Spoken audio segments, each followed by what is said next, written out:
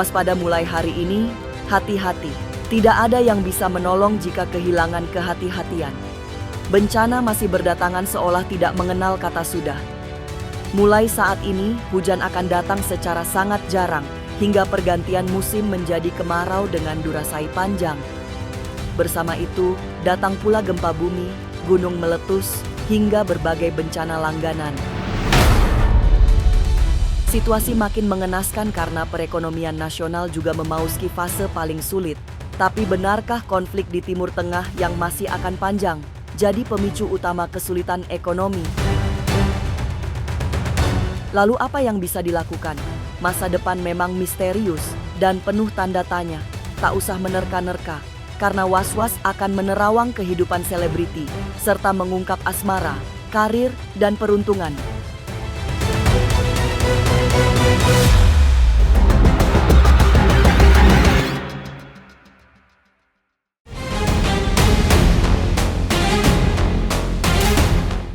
Bulan April segera berakhir, tapi bencana yang datang di bulan ini masih belum akan berakhir. Malah, memasuki bulan Mei nanti, banyak bencana yang kembali berdatangan. Alam memang belum stabil, sehingga terus-menerus memproduksi bencana-bencana besar. Salah satu yang akan memberi kesengsaraan adalah kemarau dengan durasi sangat panjang. Kemungkinannya hingga akhir tahun, bahkan dilanjutkan hingga tahun berikutnya. Kondisi makin mengenaskan, karena dampak kemarau panjang sudah bisa dibayangkan karena akan terjadi kekeringan dan gagal panen. Jika sudah seperti itu, kelangkaan bahan pangan menjadi ancaman yang tidak main-main. Cuaca di tahun 2026 memang tidak stabil. Dan juga pasti energi panas itu akan keluar. Kenapa? Karena tahun ini adalah tahun kuda api. Jadi energi api sangat begitu besar di tahun 2026 ini. Oke, kalau dibilang sampai kapan berakhirnya, jawaban saya sampai akhir tahun mungkin seperti ini. Oke, yang saya takutkan nanti di persawahan ya, akan ada kemarau yang lumayan panjang. Sebenarnya kemarau ini ada hujan, setelah itu nanti panas tuh lumayan lama, setelah itu ada hujan lagi. Saya takutnya kayak banyak banget dari di daerah-daerah itu kayak kemarau ya. Stabilitas alam yang belum terjaga memang memberi banyak kemungkinan buruk. Bencana langganan seperti gempa bumi sudah bisa dipastikan datang tanpa perlu diprediksi. Hanya waktunya yang selamanya masih misterius. Nyai Dewi kemudian berpesan kepada masyarakat di Jawa Timur, Jawa Tengah, serta Sulawesi untuk siaga gempa. Sebab Nyai Dewi melihat akan ada gempa besar, terutama di wilayah Sulawesi. Saya lihat sih takutnya ada gempa bumi ya, yang lumayan besar, gempa bumi, setelah itu gunung berapi. Mungkin yang gunung berapi ini akan ada erupsi, mungkin di pertengahan tahun sampai akhir tahun akan ada erupsi. Oke, kalau dominan erupsinya kayak yang saya lihat sih di Jawa Timur, Jawa Tengah, sama daerah Sumatera atau Sulawesi. Tapi yang agak lumayan ini nanti di Sulawesi. Yang saya lihat takutnya sih karena ada memakan korban, tapi kita berdoa semoga itu bencana tidak akan memakan korban. Menjauh untuk sementara dari kawasan gunung berapi aktif adalah solusi untuk tidak terjebak dalam bencana yang lebih mengerikan. Nyai Dewi Rantian juga melihat daerah-daerah dataran tinggi memang sedang rawan bencana. Tidak hanya gempuran erupsi, tapi juga potensi tanah longsor yang kian besar. Dan memberitahu kepada masyarakat, siapapun yang di bawah gunung berapi, bagaimana caranya mereka kalau bisa ya harus berhati-hati. Tidak perlu hanya orang yang di bawah gunung berapi ya, tempat mereka tinggal mungkin di lereng-lereng gunung berapi, tapi bagi kita juga yang di daerah pegunungan, takutnya ada gempa, takutnya ada longsor, itu yang perlu diperhatikan. Yang perlu kita waspadai mulai sekarang, bagaimana caranya kita mengatasi supaya kita lebih terhindar dari bencana. Minimalnya berdoa, meminta kepada Allah Ta'ala, meminta kepada Tuhan. Semoga kita itu diberkati, dijauhi dari malapetaka, musibah, bencana, dan kesalahan-kesalahan. Kenyataannya memang tidak hanya bencana alam yang memberi keprihatinan mendalam. Tidak hanya melanda Indonesia, krisis ekonomi juga dirasakan di banyak negara. Konflik bersenjata yang terjadi di kawasan Teluk menjadi pemicu utama terjadinya krisis ekonomi. Sebab, pergerakan harga minyak dunia yang menggila menyebabkan banyak komoditi ikut membumbung tinggi. Buat saya ekonomi Indonesia sekarang tidak baik-baik saja, tidak stabil. Perang di perang dunia juga ada ya, seperti sekarang kan antara Iran dengan Amerika, Israel kan seperti itu juga ada konflik. Pasti akan ada dampak. Kayak minyak ini kita semua akan dapat dampak semua. Mungkin sampai pertengahan tahun. Kalau yang saya lihat sekarang pemerintah lagi mencari solusi yang terbaik ya. Mereka akan membuat bagaimana caranya mereka tidak banyak mengambil minyak dari luar, tapi bagaimana cara mereka bisa memproduksi minyak dalam negeri dan dikonsumsi untuk dalam negeri sendiri. Itu yang saya lihat. Kondisi perekonomian yang bergerak menuju kehancuran yang semakin nyata. Dan rakyat kelas bawah menjadi kelompok masyarakat yang paling merasakan dampak sulitnya ekonomi saat ini. Ekonominya nggak baik-baik aja. Keadaan bagaimana yang saya lihat, orang yang kelas bawah akan menjadi kelas bawah sangat bawah sekali. Jadi bagaimana caranya pemerintah bisa menaikkan perekonomian bagi yang orang kelas bawah sekali, bisa minimal tuh naik perekonomian mereka. Karena yang saya lihat sekarang tuh lagi susah banget ya. Untuk masalah keuangan tuh semua orang lagi susah, bagaimana caranya kita bisa mengatur keuangan kita. Bagi siapapun yang merasa bahwa oh saya ini lagi rezeki lagi bagus nih, walaupun bagus rezeki kamu, tapi kalau bagaimana caranya kamu bisa mengatur keuangan itu. Kenapa keuangan semakin ke depannya belum tentu akan membaik, karena yang saya lihat perekonomian di tahun 2026-2027 itu nggak baik. Caranya kita mengolah supaya kita bisa mendapat keuangan yang lebih bagus kembali. Bagaimana sebenarnya kita mempunyai keuangan yang tidak begitu besar, bagaimana cara kita melakukan usaha bisnis kecil-kecilan yang minimal tuh bisa membuat dapur kita itu bisa tetap berjalan, seperti itu. Ya ambillah peluang-peluang kecil ini bisa membuat kita lebih bisa menguntungkan dan bisa lama-lama bisa menjadi peluang yang sangat besar buat kita untuk bisnis. Mendekat ke pergantian bulan, hidup memang terasa lebih berat. Banyak kesulitan yang datang secara tiba-tiba dan masif. Kondisi perekonomian yang berat juga menjadi persoalan tersendiri karena semua menjerit karena himpitan ekonomi yang sulit. Lalu, apa tips dari Nyai Dewi Rantian untuk menghadapi banyak kesulitan hidup ini? Kan itu yang penting, jangan boros deh. Tahun ini tuh kalau bisa jangan boros. Mengeluarkan uang harus diperhitungkan. Mau investasi harus dilihat dulu. Kenapa harus hati-hati banget? Karena persaingan untuk keuangan, untuk bisnis tuh nggak seperti zaman dulu. Sekarang persaingan sangat ketat. Jadi jangan melihat ada tawaran yang sangat besar, yang sangat bagus, belum tentu itu bagus buat kamu. Itu bagus teliti untuk mengambil suatu keputusan untuk investasi. Tapi bagaimana dengan ramalan Ki Reman Sancang?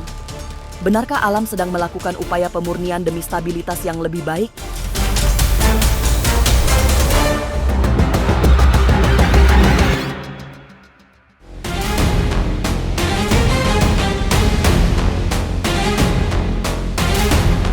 Memang benar, kondisi alam sedang tidak stabil. Akibatnya, banyak kejadian yang sulit diantisipasi karena semua bergerak secara tiba-tiba. Bencana datang lewat cara yang sulit diprediksi, sehingga memakan banyak korban akibat tidak ada kesiapan menghadapi hantaman bencana. Hujan masih dominan, tapi muncul dengan pola yang akan berbeda karena bergantian dengan panas yang sangat terik. Tapi menurut Ki Reman Sancang, alam memang sedang melakukan gerakan pemurnian agar mencapai tataran stabilitas yang lebih baik. Kalau dilihat dari pembacaan batin, kondisi alam di tahun ini memang belum berada di titik stabil. Yang kerasa cukup kuat adalah dominasi energi air yang masih tertahan dan belum selesai dilepaskan. Itu sebabnya hujan masih sering terjadi, bahkan di waktu yang seharusnya mulai berkurang. Polanya juga kerasa nggak biasa. Kadang panas sebentar, lalu tiba-tiba hujan deras. Hujan turun nggak merata, tapi intens di titik tertentu. Udara terasa lebih lembab dan berat.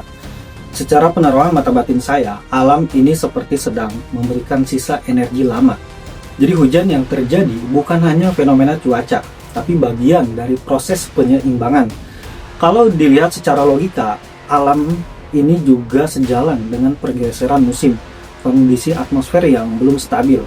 Jadi kesimpulannya, tahun ini alam masih dalam fase penyesuaian, belum benar-benar tenang. Bencana-bencana dengan kekuatan yang lebih besar memang menjadi ancaman serius. Polanya mulai terbaca sejak akhir bulan ini, sehingga memasuki Mei. Wajib waspada dengan kejadian-kejadian yang lebih tragis. Hujan masih akan datang, malah dengan skala yang jauh lebih parah hingga mengakibatkan banjir dan tanah longsor. Hujan juga datang bersama angin puting beliung yang mampu memporak-porandakan pohon-pohon besar. Dari pembacaan energi alam, tahun ini bukan tipe tahun dengan satu bencana besar yang mendominasi, tapi lebih ke banyak kejadian yang muncul di berbagai tempat secara bergantian. Yang paling kerasa itu tanah longsor, karena tanah terlalu lama menyerap air, menjadi jenuh dan enggak kuat menahan beban. Ini cukup berpotensi di daerah perbukitan dan lereng. Lalu ada angin kencang atau puting beliung. Energi udara di tahun ini cukup enggak stabil. Angin bisa datang secara tiba-tiba, enggak luas, tapi cukup merusak di titik tertentu. Lalu gelombang laut yang tinggi, terutama di wilayah selatan Indonesia, energi laut terasa lebih bergerak. Jadi nelayan dan aktivitas laut perlu lebih waspada di waktu-waktu tertentu. Lalu gempa kecil hingga menengah, lebih ke getaran yang sering muncul, bukan langsung besar, tapi karena sering terjadi di beberapa titik, tetap perlu diwaspadai. Hujan lebat angin kencang jadi ancaman cuaca ekstrem juga masih akan terjadi. Celakanya, dampak yang ditimbulkan bisa beragam mulai dari bencana yang tak berkesudahan hingga berbagai peristiwa tragis lainnya. Menuju musim panas yang perlu diwaspadai adalah bencana yang berasal dari unsur api. Apalagi tahun ini berada di bawah siok kuda api yang membuat semua mudah terbakar. Dari penerawangan mata batin saya, unsur api memang cukup kuat di tahun ini. Tapi pola yang terlihat bukan satu kejadian besar, melainkan kejadian-kejadian kecil yang berulang dan bisa membesar jika tidak diantisipasi. Yang paling kerasa kebakaran hutan dan lahan saat musim kering mulai masuk, kebakaran pemukiman atau bangunan akibat kelalaian kecil, cuaca panas ekstrim di beberapa wilayah yang membuat kondisi mudah terbakar. Yang menarik dari pola tahun ini, api nggak muncul langsung besar, tapi berawal dari hal kecil, lalu membesar. Cobaan hidup yang berasal dari bencana alam sesungguhnya bisa diantisipasi, terutama lewat pola hidup yang selaras dengan alam tanpa banyak melakukan kerusakan. Tapi situasinya menjadi berbeda, karena kondisi perekonomian juga makin parah. Konflik bersenjata di kawasan Timur Tengah memicu terjadinya krisis di banyak negara, termasuk Indonesia. Bahan-bahan pokok akan semakin mahal harganya, sementara kenaikan harga minyak juga memicu terjadinya banyak krisis di sektor lain. Jadi kewaspadaan justru harus dari hal-hal sederhana, karena di tahun ini pemicu kecil bisa berdampak besar. Dari pembacaan energi, kondisi ekonomi di tahun ini terasa tetap berjalan, tapi dalam tekanan dan ketidakstabilan ringan.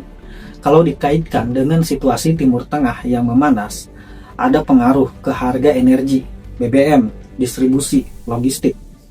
Dampaknya merambat ke harga kebutuhan pokok. Pergerakan ekonomi terasa naik turun, nggak konsisten. Dari sisi batin yang terasa, masyarakat menengah ke bawah lebih merasakan tekanan, sementara sektor atas masih bergerak, tapi dengan kehati-hatian. Gambaran besarnya, ekonomi nggak jatuh, tapi terasa lebih berat dan ketat. Ini adalah tahun penyesuaian finansial, pengencangan pengeluaran, dan ujian dalam mengelola keuangan. Yang bisa bertahan dengan baik biasanya nggak gegabah mengambil keputusan besar, lebih sabar dalam mengatur langkah, dan nggak memaksakan kondisi di luar kemampuan. Kondisi alam memang sedang tidak stabil, dan itu mempengaruhi kehidupan manusia sehingga banyak peristiwa besar yang memicu konflik. Lantas bagaimana dengan kehidupan para selebriti? Benarkah akan banyak kasus yang menjadi sorotan publik? Sesaat lagi, Was-Was akan mengungkapnya. Tetap like, subscribe, dan share. Karena Anda patut was-was sebelum menyaksikan Was-Was.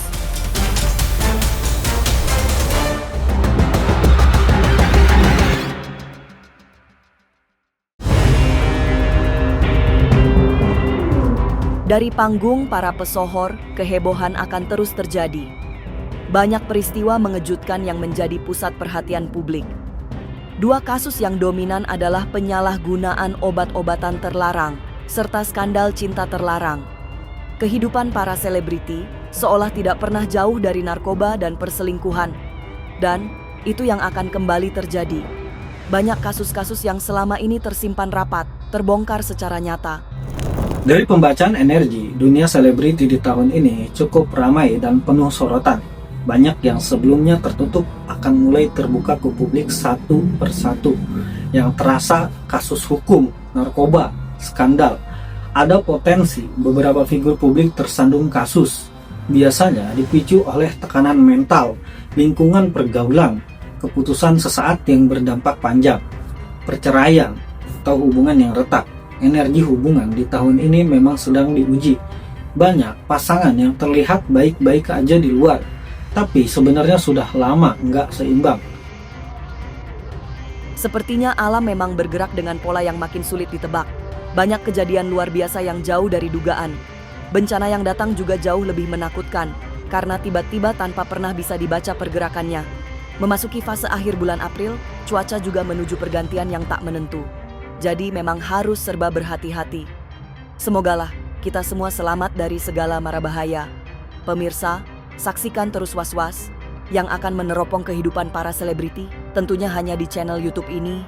Dan pastikan untuk subscribe, like, dan share channel karena Anda patut was-was. Sebelum menyaksikan Was-Was,